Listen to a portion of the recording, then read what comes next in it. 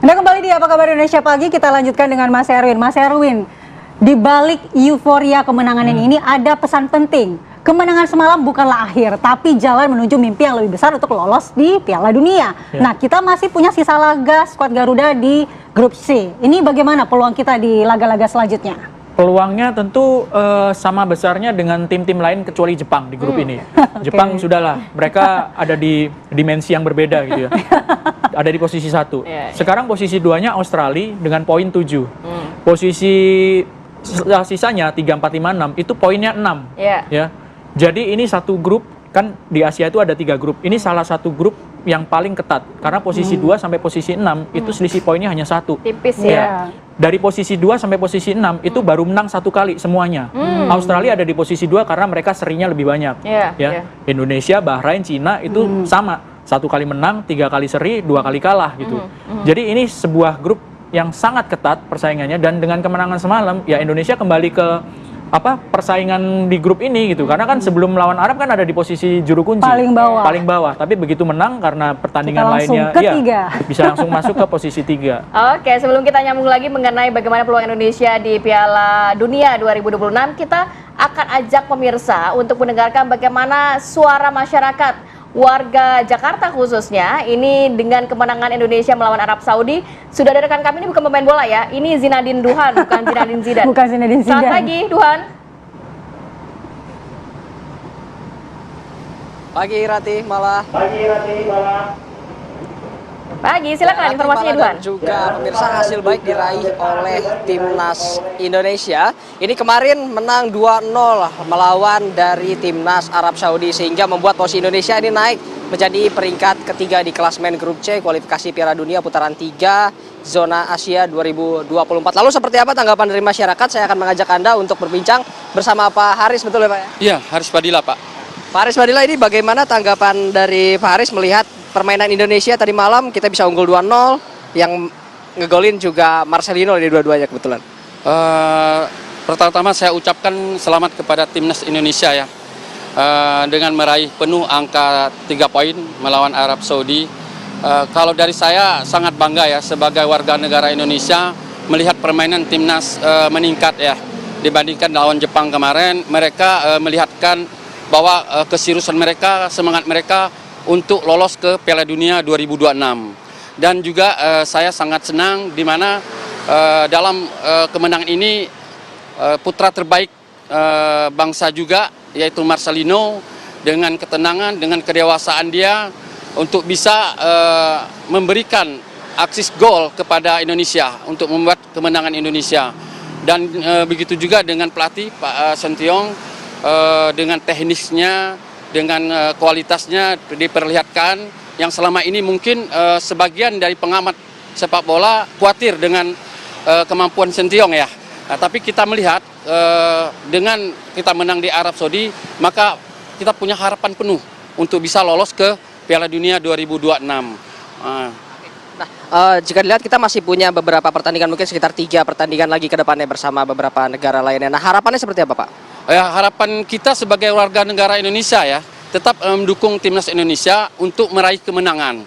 Walaupun di 3 laga ini Indonesia memang harus bekerja keras, gitu kan. Tapi tidak menutup kemungkinan untuk Indonesia menang di 2 laga. Walaupun kita tahu nanti kita terakhir adalah melawan Jepang dan kita mainnya di tuan rumahnya Jepang. Tapi saya yakin Indonesia bisa lolos 2006. Contohnya di Arab Saudi. Arab Saudi kemarin pelatihnya diganti kan dari Prancis, gitu kan, HP Redknapp itu. Tapi kita lihat gitu dengan kemampuan, dengan semangatnya tim Indonesia sekarang, ditambah dengan pemain-pemain neutralisasi kita, ialah melihat kepada masyarakat bahwa mereka adalah cinta tanah airnya, cinta tanah air Indonesia. Baik, terima kasih Pak Haris untuk tanggapannya. Nah, saya juga akan mengajak Anda untuk berbincang, ini sepertinya masih bertugas ini bersama Pak Andi, betul ya? Iya, betul. Pak Andi nonton bola nggak tadi malam? Nonton. Nah, gimana nih tanggapannya mengenai timnas tadi malam menang 2-0 Pak Andi? Kalau tanggapannya pasti senang ya, karena terus membuka asa kita buat lolos ke putaran selanjutnya. Apalagi permainannya semalam menurut saya cukup menghibur ya. dengan 2 gol Marcelino gitu. Nah ini kan yang ngegolin kebetulan tadi disebutkan Marcelino. Nah sebelumnya Marcelino kan selalu kadang dihujat lah, dibilang maruk lah apalah. Tapi tadi malam ini ngegolin 2. Nah tanggapannya seperti apa nih melihat perkembangan dari Marcelino sendiri? Tanggapannya sih ya luar biasa ya, karena biasanya emang Marcelino selalu underperform. Tapi untuk kali ini Marcelino main jauh di luar ekspektasi gitu. Dia lebih tenang dalam eksekusi bola, terus dia juga nggak maruk lah istilahnya kayak gitu. Nah ini masih tersisa beberapa pertandingan lagi yang harus dilakukan Indonesia di kualifikasi putaran ketiga. Harapannya seperti apa untuk timnas? Harapannya sih bisa terus melaju sampai lolos ke Piala Dunia ya. Jadi menang dan ya mungkin lawan Jepang bisa kalah nggak apa-apa lah gitu. Terima kasih Pak Andi. Ya, Rati Mala dan juga pemirsa, itu dia tanggapan dari masyarakat Jakarta ini mengenai hasil pertandingan Indonesia tadi malam. Memang hasil yang positif ditunjukkan dan juga harapan yang tinggi tentunya ini masih terus diharapkan untuk Indonesia dapat menang pada beberapa pertandingan ke depan sehingga nantinya dapat lolos 2 besar untuk langsung memastikan lolos ke Piala Dunia atau mungkin setidaknya dapat masuk peringkat 3 atau 4 ini untuk bisa masuk ke putaran 4 dan kembali masih memiliki kesempatan untuk berada di Piala Dunia. Untuk sementara itu saya kembalikan ke studio. Baik, terima kasih Sida dan Duhan. Tadi sudah meminta tanggapan masyarakat dan masyarakat sepertinya cukup puas dengan hasil pertandingan tadi malam. Tapi Mas Erwin, tadi malam kalau Mas Erwin katakan bahwa tensi pertandingan malam tadi cukup tinggi, determinasinya tinggi. Tapi pahlawan-pahlawan hijau kita mampu membuktikan performa terbaik mereka. Salah satunya adalah Marcelino. Tapi jangan lupa kita juga punya 2 pemain yang akan absen di laga berikutnya. Ini bagaimana peluang kita berikutnya? Apakah absennya 2 pemain ini nantinya akan mempengaruhi performa timnas? Ya, pertandingan berikutnya di kualifikasi Piala Dunia itu bulan Maret. Jadi masih lama ya. Masih 2025 ya. masih berapa? 4 bulan atau 5 bulan. 5 bulanan. Di waktu itu masih ada beberapa kesempatan. Artinya semalam tuh Messi Ligers nggak main karena cedera. Nanti Maret siapa tahu dia bisa main. Sama siapa tahu nanti di antara waktu Maret ini ada lagi pemain yang mau untuk dinaturalisasi. Kan itu ada banyak nama ya. Jadi tambahan pemain juga ya? Iya, untuk tambahan timnas. nama. Kevin Dix juga kan kemarin cedera. Iya. Siapa tahu nanti bulan Maret Sudah dia sembuh, sudah bisa ya. sudah sembuh. Jadi memang ada sejumlah dinamika perubahan juga. Siapa yang cedera, siapa yang sembuh, siapa yang bisa naturalisasi lagi. Dan satu lagi, kenapa nggak bisa main? Karena pemain Indonesia semalam ada yang kena kartu merah, ada yang kena kartu kuning. Itu merupakan sebuah evaluasi yang terlihat. Jadi meskipun menang, evaluasinya adalah Masih ada kartu. Iya, kenapa kok emosi orang menang kok gitu. Dalam posisi dan 2-0. itu sudah di menit-menit terakhir juga Betul, ya. dalam Harusnya posisi bertahan saja begitu ya Mas ya. dalam posisi 2-0 Iya. harusnya bisa bermain lebih tenang. Harusnya sudah slow down ya, Iya. karena Mancing udah emosinya Betul, gitu ya. karena dalam posisi menang itu harusnya ya dia aja yang mancing pemain Iya. lawan gitu kan. Secara psikologis kan seperti itu. Iya, Mungkin iya. itu salah satu kelemahan yang masih terlihat. Nah, itu salah satu kelemahan yang juga harus diperhatikan untuk nanti Indonesia di permainan Betul. berikutnya. Mas Erwin, tapi kalau melihat di tahun ini sendiri ya, ini kan bertambahnya slot Asia menjadi 8 tim langsung dan juga 1 melalui playoff begitu ya. Ya. Seberapa besar peluang Indonesia? Tapi kalau kita melihat kan nanti kita masih ada 4 kali permainan. Apakah memang ini kita harus benar-benar menang semua agar bisa lolos begitu atau bagaimana? Ya, Atau ya. masih bisa seri lah lawan-lawan beberapa negara lainnya? Di grup Asia ini yang langsung lolos dari setiap grup itu ada 2 tim ya, posisi 1-2 langsung lolos ke Piala Dunia. Di Ya. grup Asia ada tiga grup ya. Indonesia ada di grup C. Posisi 1-2 lolos langsung. Posisi 1 kita semua sudah tahu Jepang. seperti itu Ya. sangat superior, sangat susah untuk menggeser Jepang. Yang mau lolos langsung itu harus rebutan di posisi 2. Nah, itu Sekarang ada Australia poin 7, Indonesia di 3, poinnya 6 sama dengan Bahrain, Cina dengan Arab Saudi. Jadi rebutan posisi 2 ini yang paling untuk bisa lolos langsung. Posisi 3-4 nanti lolos ke babak keempat ya, posisi 5-6 out. Jadi kita memang masih punya peluang tapi harus realistis yang pertama. Tidak boleh confidence. Tidak boleh supporter itu pendukung memberikan tekanan yang berlebihan kepada tim. Para Karena pemain. karena hasilnya akan bisa kontraproduktif. Karena di media sosial banyak sekali Betul, gitu ya. kontraproduktif bisa jadi Iya. kan seperti itu. Jadi realistis. Kita masih harus menghadapi Australia di kandang lawan. Waktu main di GBK 0-0. Australia juga bukan lawan yang mudah. Iya. Kita Kuat masih juga. punya Cina sama Cina. Bahrain. Ini yang kalau misalnya mau ditarget, ini harus menang. Untuk mengamankan posisi setidaknya di 3-4. Yang paling realistis di 3-4. Menang dengan skor berapapun masih Menang bisa dengan skor lanjut. berapapun. Oke. Kalau menang dengan skor berapapun kita punya poin 6. Pertandingan terakhir ini jadwal sebetulnya cukup bersahabat. Pertandingan terakhirnya lawan Jepang. Jadi Kenapa kalau bersahabat dikatakan? Karena Jepang, kan iya. lawan yang kuat.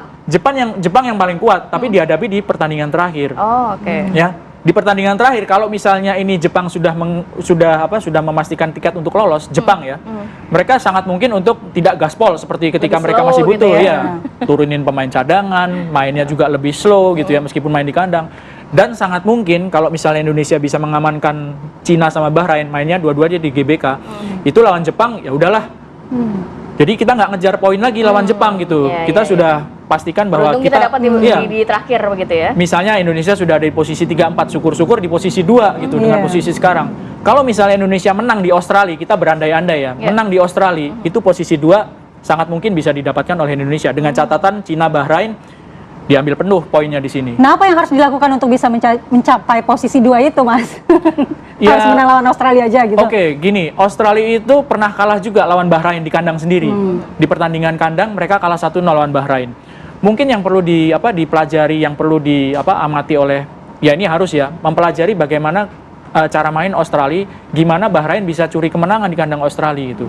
Tapi Australia sekali lagi nggak bisa dianggap remeh karena mereka bisa tahan imbang Jepang di Jepang 1-1. Satu-satunya tim yang nggak kalah lawan Australia sekarang lawan Jepang itu ya Australia gitu. Lainnya kalah semua. Jadi ini tricky sekali, grup saling mengalahkan, ada yang bisa kalah di kandang, ada yang menang di kandang lawan, bisa tahan Jepang, Indonesia juga bisa menang di lawan Arab Saudi, bisa tahan imbang Arab gitu. Jadi artinya masih sangat dinamis sekali dengan 4 pertandingan yang tersisa. Mas Erwin, kalau melihat dari kualifikasi mungkin yang pertama ya, kualifikasi hingga kini, Anda melihat bagaimana permainan Indonesia sendiri? Apakah ada catatan penting yang juga nantinya bisa menjadi pelajaran untuk permainan berikutnya? Yang jelas belum terlalu stabil ya.